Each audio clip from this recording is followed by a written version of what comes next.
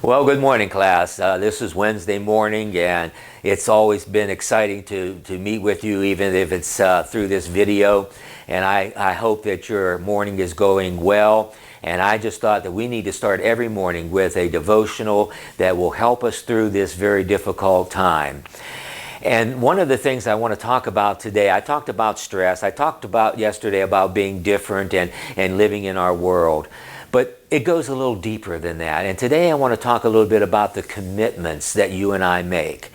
Now, frankly, I have to tell you that the world that we live in and the culture that we have, commitments are very low. It doesn't matter. Years ago, my dad worked the same job for 45 years. My dad and mom and our family lived in the same house for many, many years. And now the culture is that the average individual has 4 or 5, maybe even 6 jobs in their lifetime. They move from house to house or from city to city or state to state. The commitment level in marriages and in relationships are not what it used to be. And that is because of the culture that we live in, that commitment is not a priority in our world anymore. And so I want to share with you today that, again, as a Christian individual, as someone that's a part of the Christian community, such as Sunshine Christian Academy, that we need to live our lives committed to God. We need to somehow understand that if we make a commitment to God, that we keep that commitment. If we make a commitment to Sunshine Christian Academy that I'm going to do all these lessons and I'm going to watch these videos and I'm going to turn in my homework assignments and I'm going to take these tests and be honest taking these tests. If we make a commitment that way, that's the area in which you and I need to live as a Christian person.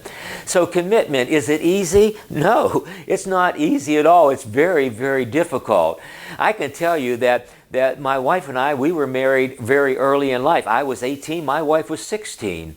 They said that our life would never last as a marriage. They said 1 out of 4 every marriages end in divorce. Well, the fact is that my wife and I coming May will be married for 48 years. It hasn't been easy. We've had our ups and downs just like everybody else, but the fact is that we made a commitment to each other, and that's the commitment that you need to make to God, that I am going to do everything I can to create the image of God in my life so that I might be able to live a life that is pleasing to God and pleasing to the world in which I live in.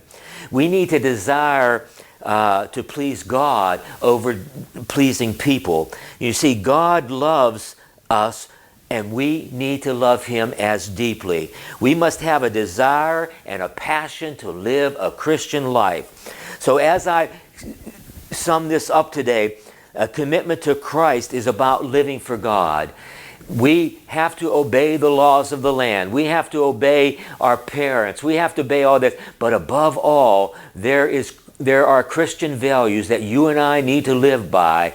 That's reading the Bible, praying, telling others about Jesus, and committing ourselves to our work at school or at a workplace if we have a job. So I am suggesting to you today that the commitment level from all of us needs to rise.